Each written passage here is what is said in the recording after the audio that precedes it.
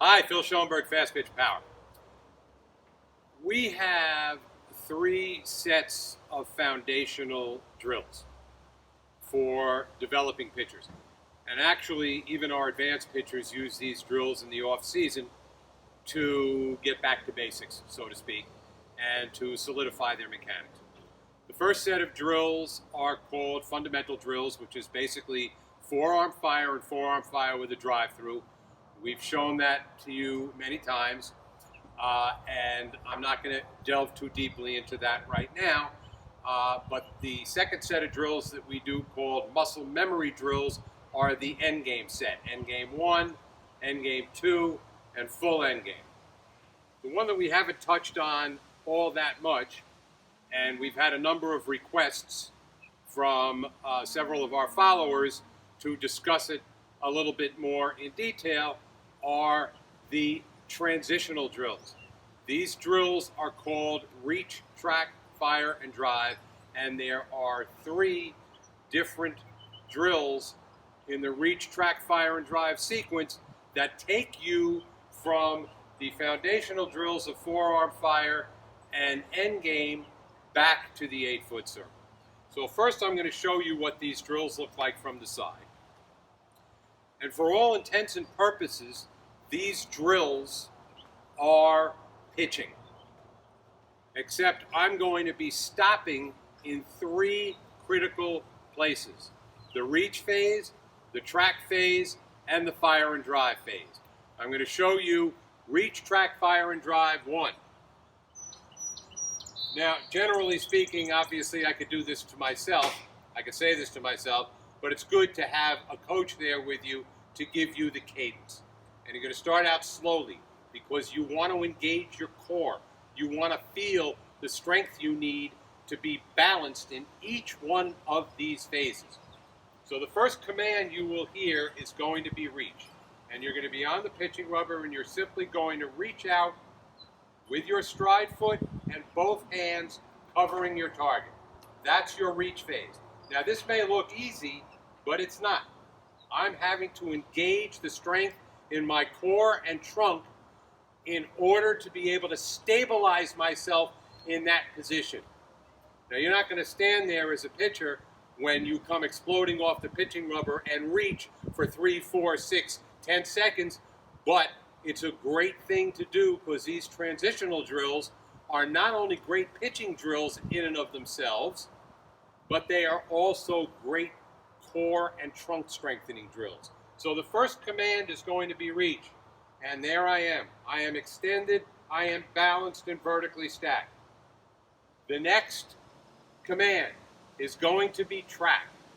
And I'm going to take my drive foot, right foot for a right-hand pitcher, left foot for a left-hand pitcher, push back on the pitching rubber, and glide off the pitching rubber forward toward my target as I track into perfect power K position. First command, reach, track. And here I am. Now I've pushed off the pitching rubber. You can see where my drive foot is now. It's a good 3 feet off the pitching rubber. This is legal because my drive foot never left the ground. So here I am in perfect balanced power K position. Palm up, elbow down. My ball and my elbow and my arm have never left the power line. Power line and throw zone, same thing. Pick the power line up off the ground, put it in front of me, I got my throw zone. So here I am perfectly tracked in power K position. From here, the command is going to be fire and drive. And I'm going to take my pitching hand and I'm going to, going to fire to the end of the throw zone and I'm going to drive straight through. Now I'm doing that in self-snap to my glove because I don't have a catcher. But you can do this, and you should be doing this with a catcher. So to put it all together, this is reach, track, fire, and drive 1. I'm going to say reach, I'm going to say track, I'm going to say fire and drive. This is what it looks like in real time. And the coaches who are calling the cadence should be giving the pitcher enough time to stabilize herself in these positions so she's engaging her core. Reach, stop, track, stop, fire and drive, stop. And in each case, you want to stop on the finish, making sure that you have not prematurely rotated, bent, leaned forward, that you are balanced in every phase of the delivery of that pitch. The second in the reach, track, fire, and drive sequence, the first command instead of reach is going to be load. So I'm going to wait for the coach to say load, and I'm going to get myself into basically a sprinter's position. Right hand pitcher, right foot is my drive foot. I could pick this foot off the ground, my left foot, my stride foot, because all my weight is in my drive foot. This is what enables me to initiate an aggressive stride. An aggressive stride is initiated with a pushback on the pitching rubber. Power comes from the ground up. We call it ground force reaction. Load. Now my next command is going to be reach, track. I'm going to reach and track together. Load. Reach, track. Again, perfectly balanced power K position. Drive foot, toe, and knee forward. Elbow down, palm up. Fire and drive. And I am finishing, and I'm still balanced. Load. Reach, track. Fire and drive. The third in the sequence is basically the full pitch. Command number one is going to be load, and command number two is going to be go. And when you say load and then the coach goes go, it's reach, track, fire, and drive. No stopping in power K. Let's see what that looks like. Load. Again, all my weight is in my drive foot. Go. Reach, track, fire, and drive. Again, in each segment, I am perfectly balanced. I have to get to power K. Power K, this is where my pitch begins. Everything I do before that is to get me to a balanced, athletic, powerful power K position. So from here, fire to the end of the throw zone and drive straight through. Now, we're going to show you what this looks like from the front. Okay, so we just did the full reach, track, fire, and drive sequence from the side. Now we're going to do it from head on. And you're going to pay specific attention to the stride foot. For me as a right-hand pitcher, that's my left foot. For a left-hand pitcher, it's your right foot. Your stride foot, right-hand pitcher, must land to the left of your drive foot. If you're a left-hand pitcher, to the right of your drive foot. If I come off the pitching rubber and I allow my stride foot to come flying over to the right-hand pitcher, because I'm tracking really quickly in that direction, you can see now my stride foot is blocking out my drive foot.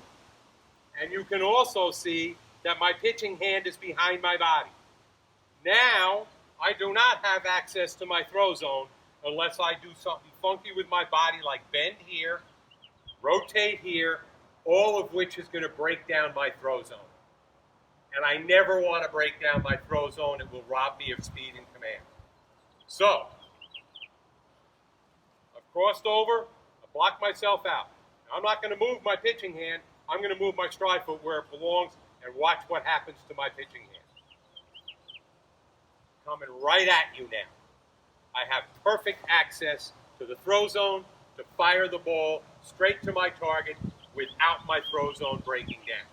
So, the reach, track, fire, and drive sequence from the front.